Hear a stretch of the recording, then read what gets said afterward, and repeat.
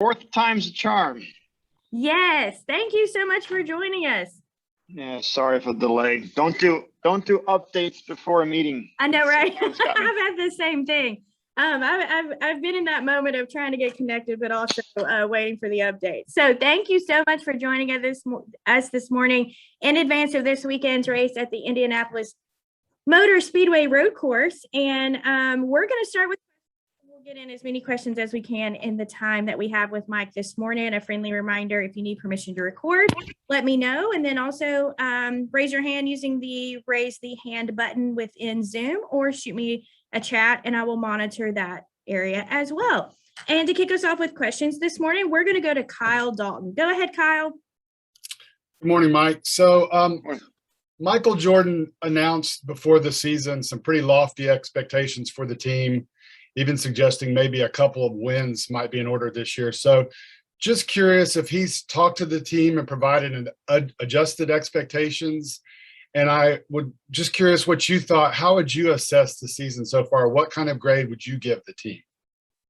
It's kind of hard to grade. Obviously, I knew starting a team from scratch would be difficult. I knew getting Bubba to run, highly up the chart and having good performance would be a challenge too. I definitely expected it to be running better and higher up in points for what we had as far as equipment in the team. So definitely, it's definitely, not an A, but I really can't tell you we're doing terrible or poor, because a lot of the efforts there, we're making progress. A lot of challenges are coming around the corner that we were not expecting, but definitely battling the battles we have to battle. And, we are making progress. A lot of things I would say, without practice and, Bubba's new experience in the car is definitely a bigger challenge than we ever anticipated. But, our goals are similar in the fact that, I know everyone thought before the season started we can go win two races. That was something that MJ said. But, honestly, we knew from the start that we really just, wherever we started, we wanted to make sure we made progress and work to be a contender in the future. We've gotten there. We've had some highlights of, winning a stage and leading laps and being up, having top 10 cars a few of these times. But we haven't been able to put a lot of races together, as a whole event. But we are getting better at that. So, obviously we're coming short of where we want to be right now, but it's a never-ending battle. Thanks a lot. Good luck this weekend. Thank you. All right. Our next question is going to come from Kelly Crandall. Go ahead, Kelly. Thanks, Amanda. Good morning, Mike. I got a few for you. Going to Indy this week, of course, with practice and qualifying, I guess that means backup cars. So how different is prep work and the strain on everybody this week in terms of when you have these weeks where you do have practice and qualifying?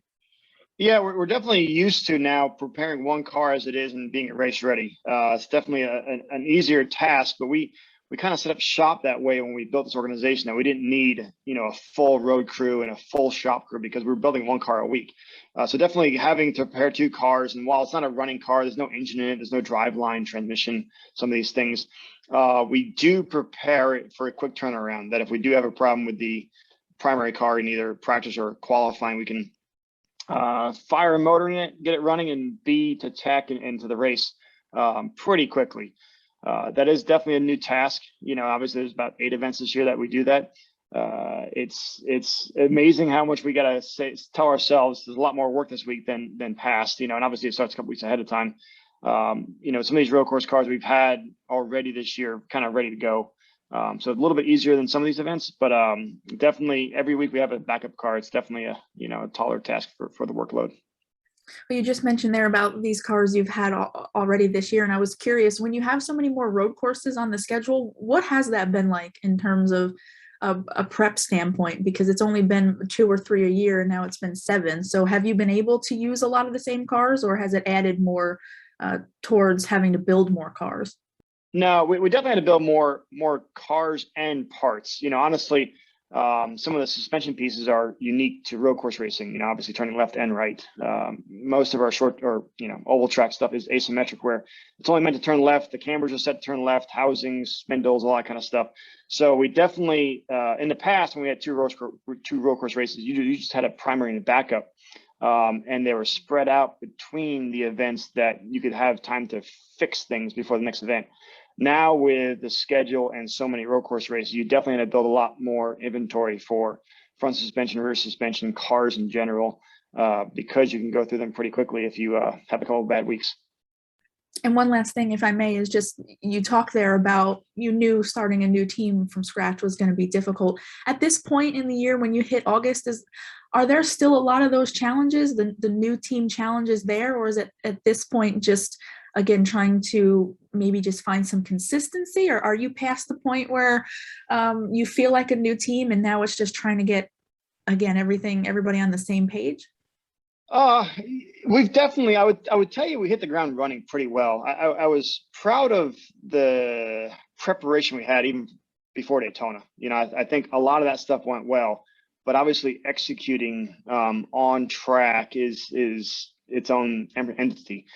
And, you know, getting Bubba used to driving, a JGR car, Toyota, there's a lot of things every track you go to, he's not as comfortable with. And we are, you know, still changing like brake pedals and braking systems to make him aligned to what he needs. It's unique because every driver is slightly different. Some guys can figure it out. Other guys, you have to go testing to see what things they need to change. We're obviously limited with the pandemic and cost reductions for, you know, lack of practice and testing. So that's been one of those things that's a slow mover. But, you know, I would tell you, we were pretty well prepared for what we were going to face. It's just a matter of actually going to do it. You know, a lot of our instances is just getting into, you know, I say wrecks and damage during the race. Early in the year, I'd say our pit crew just had to gel.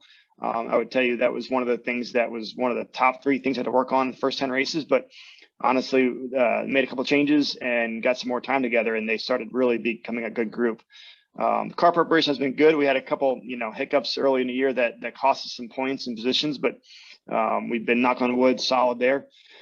But again, you're still battling the best guys in the business. They're really good at what they do. And, you know, if you're a little bit off, it's easy to go from a 10th place car to a 20th place car with a little bit of damage or a missed opportunity. So, you know, the progression is never ending. As much as we have our ducks in a row as far as weekly progress, you know, between working on Gen 7, thinking about testing, obviously, you know, possible expansion here at the shop. We're always growing, not just a single guard team, but always growing and looking to kind of, you know, progress as we go. Thanks, Mike. All right. Our next question is going to come from Dustin Long. Go ahead, Dustin. Thank you. Mike, you've been with teams where in the past where the car owner has always, for the most part, been at the track with the 95 car and obviously with Gibbs. So the crew guys, the whole team, I guess maybe there's a comfort level in that sense of seeing the owner. When it's somebody like Michael and he shows up from time to time because of his schedule and there's the entourage, what is that like, and how, you know, is it a case of, I guess it seemed like natural would be like, oh, Michael's here, I got to step up my game even more, which is maybe not the best attitude to have, because in essence, you tell me, hey, you got to step it up every week. What is it like having Michael there, and how do you try to work with the guys on that because of the superstar factor? Yeah, I would say, you know, obviously part of that's a raw emotion where you meet somebody as famous as MJ, but you know, even as Denny, you know, a lot of us grow up in the sport realizing, you know, Denny's a superstar in his own right. So a lot of these guys haven't met Denny. So again, meeting the ownership group, as much as it's you know, you have this wow factor, everyone's here to do the same thing, which is to win races, to compete at the highest level.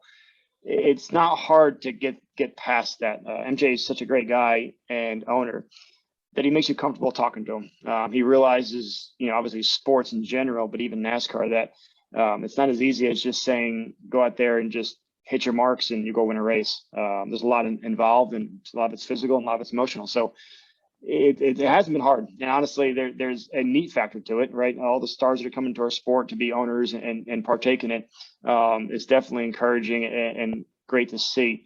But as far as the guys and everyone working towards the right things, it's actually been pretty easy and pleasant to kind of work through. You've talked about the progression of the team and the different things in building this first year team, obviously first year working with Bubba. And one of the things that's kind of been talked about with Bubba is kind of his emotions are being up and down, and sometimes the bad races kind of things maybe stick with him. As much as you are fine tuning the car and trying to make it, the maximum potential, what has it been like working with Bubba and trying to help fine tune him to, get his maximum potential as a driver and not let the highs get too high and the lows get too low for somebody like that, who in the past has kind of been maybe affected by those things? Yeah, very fair question and true. It's definitely been one of our bigger challenges. Obviously, a lot of guys want to get into the top equipment and just go out there and win races, and it's not that easy. There's a lot involved, not just making laps by yourself in clean air and hitting your marks and running good lap time, but there's a lot of events that go on to actually compete with the top 5 guys. And again, the pressure's on, right? You get into the best, one of the best cars with the great equipment, and you think you can just show up and go. I mean, I was one of those guys telling them at Daytona Road Course that, hey, you just need to focus on road course racing, get in this thing, and we'll be really good. And we've had good success with every driver that's been in one of the JGR Toyota cars, hopping in and also being a top 10 guy. And it's been a struggle, right? And when it's a little bit of a struggle, it's mentally downgrades you from, being confident what you're doing. And that's where we've been. Obviously we've had a lot of good showings, but I would tell you, for all the work that Bubba puts in, he hasn't had the, minor victories of top 5s and top 10s and leading laps to give him confidence to kind of keep going, work hard. It makes you frustrated that you're, 20th in points and, you're starting in mid pack again, and everything that happens to you running mid pack can affect your finish. I mean, you end up getting, banged up on restarts, pit stall selection. You lack stage points because you're starting in the back.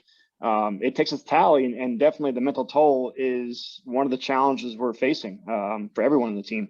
I can tell you we're all big boys, and we're fighting through that.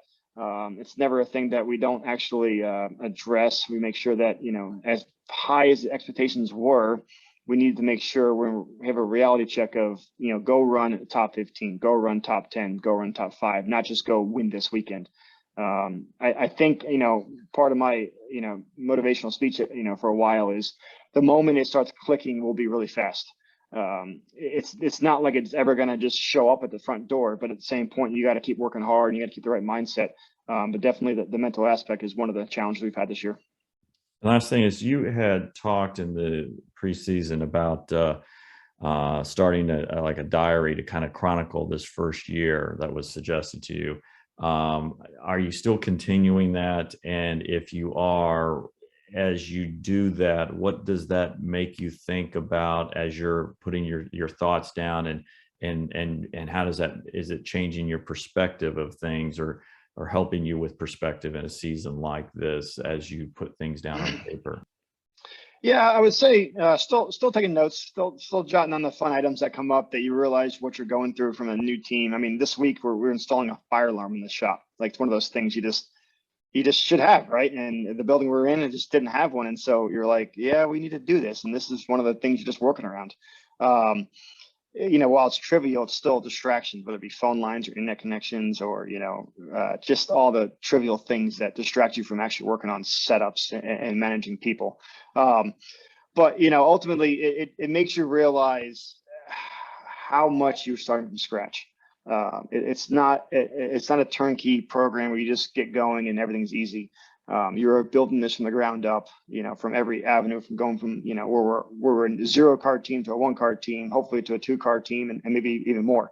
When all that stuff happens, it's, part of the process. But I know Denny, working with Denny, weekly, and some of the guys here, everyone realizes we just got to keep digging, keep that focused. It's never easy to just start from scratch.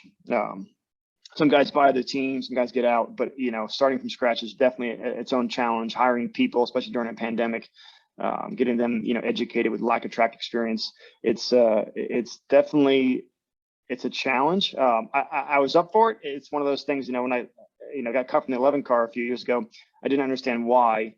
And then running with the 95 car personally for the last few years, it was its own challenge, growing a team from a mid-pack level to run to compete for wins. When we hit the reset button this year and Denny hired me, I realized this is my instance where it's a true thing for, if I never left JGR, I never had the experience to do something this big. And it's true for a lot of guys that left their big teams to go to a smaller team to kind of start over. It's definitely its own unique, circumstances right now. And some of the teams are doing the same thing. They're going down different routes to do it, but it's definitely its own challenge, and competing against the big guys out there is hard. We're the biggest racing series out there right now, and starting from scratch and building a program is obviously a tall task. Thank you, Mike. All right. Well, Mike, thank you so much for spending time with us this morning. We really appreciate it, and we wish you guys the best of luck this weekend. Okay, thank you.